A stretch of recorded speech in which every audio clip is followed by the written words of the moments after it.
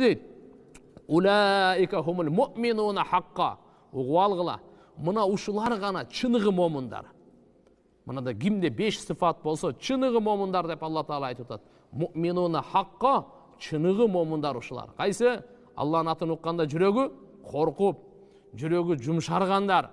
Екіншісі, Алланың аятын аларға тилауат қылынғанда иманға иман қосылып, алардығы иманы бекемделгендер, өз робыларына ғана таянғандар, тауаккел қылғандар, намазды тұрғызғандар, жана біз берген рызқыдан сарптап тұрғандар.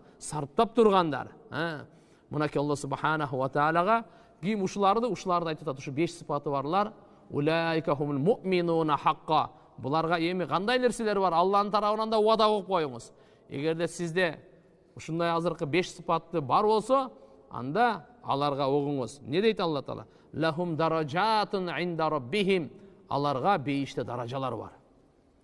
Бейіште даражалар бар өз робысының алдында. Даража дегенде мындайда бір райондың аты улуу болуп, областың аты улуу болуп, республиканың медалін алды, президенттің орденін алды. Қанша бұл чоң сыймық. Мейлі бұл ғой эми мамлекетибизден екен. Эми мынай карай турган болсок, эл аралык бүткүл дүйнөдө премия, Нобелевский премия алды. Кандай деген чоң даңқ, кандай деген чоң.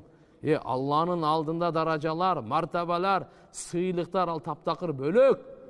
Бул бенденики, бул махлуктуку. Не болуп турал? Мына ким ушуну 5-өөнү даярдаса, биринчи аларга кушка бар, аларга даражалар бар. Алла субханаху ва тааланын алдында даражалар, мартабалар бар, чоң сыйлыктар бар. Бул бир. Экинчиси, ва магфирату ва ризкун карим, кечиримдүүлүк бар. Адам баласы жаңылат, адашат, тайыт, ар кандай болуп ката болот, күнөө болот. Адам баласында кандай болгон болсо, Алла Таала буну кечирип коет экен бардыгын. Кечирип коет экен. Жана аларга ризкун карим, ага сыйлуу рызкы бар. Сыйлуу рызкы бар. Алла субханаху ва тааланын бейишиндеги рызкы бар.